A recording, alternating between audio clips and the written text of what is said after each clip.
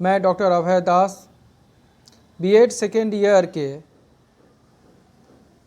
4th semester में जो students हैं उनके लिए,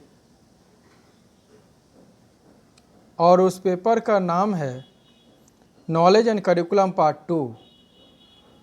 और इस पेपर में जो टॉपिक हम आप लोग के सामने लेकर आए हैं उस टॉपिक का नाम है available infrastructure and curricular sites and resources, library, laboratory, school playground, neighbourhood etcetera.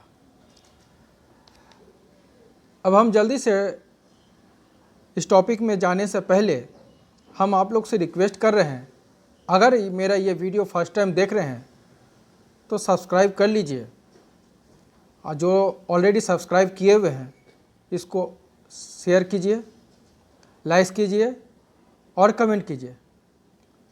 So friends, let's start the topic available infrastructure and curriculum. उपलब्ध आधारित संरचना एवं पाठ्यक्रम, जैसे विद्यालय भवन, the school building. School building के अंतर्गत इमारत,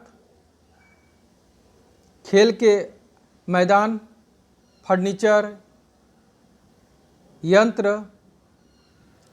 लाइब्रेरी, हॉस्टल और अन्य प्रकार के साज सज्जा आदि होते हैं। अब विद्यालय का जो प्लेस है वो बहुत ज़्यादा प्रभाव पड़ता है टोटल एजुकेशनल सिस्टम पर। विद्यालय का प्लेस और इसका जो प्रभाव है एजुकेशनल सिस्टम में पड़ता ही है, साथ ही साथ स्टूडेंट्स के शारीरिक, फिजिकल और मानसिक, मेंटल डेवलपमेंट पर भी प्रभाव पड़ता है। इसलिए स्कूल अपने उद्देश्यों की प्राप्ति एवं कर्तव्यों का निर्वाह तभी कर सकता है जब विद्यालय भवन, स्कूल बिल्डिंग अर्थात उनकी स्थिति, इमारत एवं साज सज्जा आदि सभी उपयुक्त हो। अब आ जाते हम करिकुलर साइट्स पर। फ्रेंड्स, हमारे देश में हजारों हजार विद्यालय ऐसे स्थानों पर स्थापित है जहां उनका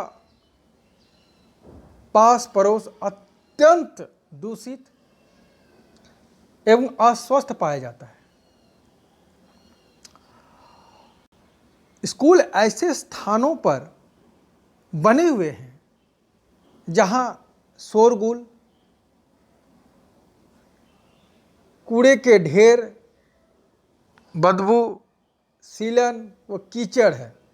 इस गंदगी के कारण वहाँ मक्खी, मच्छर, बीमारियों का प्रकोप है।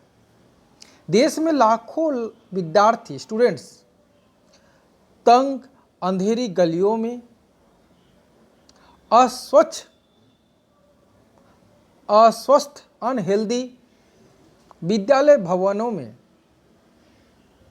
शिक्षा, एजुकेशन प्राप्त कर रहे हैं। अब आ जाते हैं हम लोग रिसोर्सेस में। उपयोग के लिए उपलब्ध सामग्री यानी संसाधन।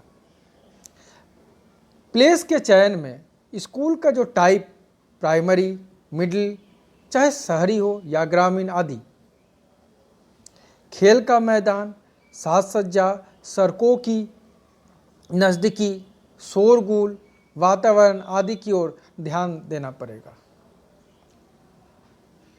स्कूल पहुंचने के लिए आवागमन यानी यातायात के साधन आदि की ओर भी ध्यान देना होगा। अब आ जाते हैं हम लोग लाइब्रेरी, पुस्तकालय। स्कूल के जो पुस्तकालय है उस पर बात करते हैं।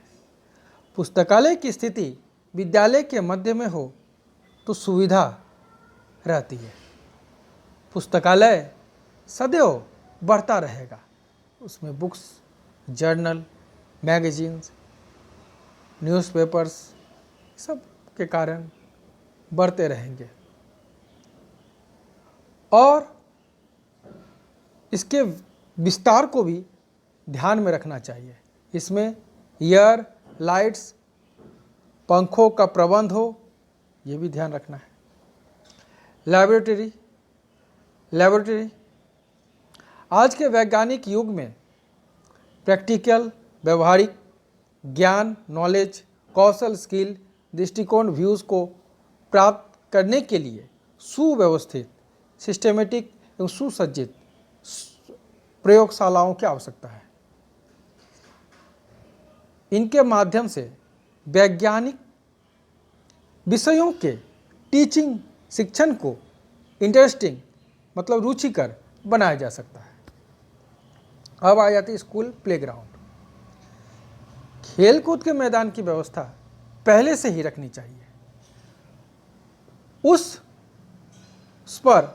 स्थान पर शुद्ध वायु, सूर्य का प्रकाश आता है या नहीं, इस बात का भी खास ख्याल रखना होगा।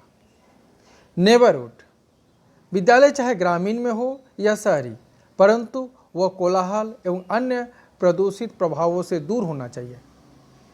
अतः विद्यालय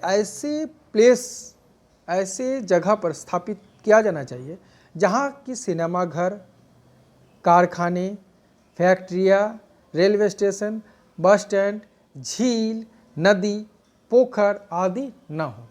ये सारे चीज़ अगर हम लोग ध्यान रखेंगे तो हम लोग टोटल ये टॉपिक क्लियर हो जाएंगे कि available infrastructure, curricular sites and resources, library, laboratory, school playground, neighbourhood etcetera के बारे में हम लोग इतना परिचय प्राप्त किए।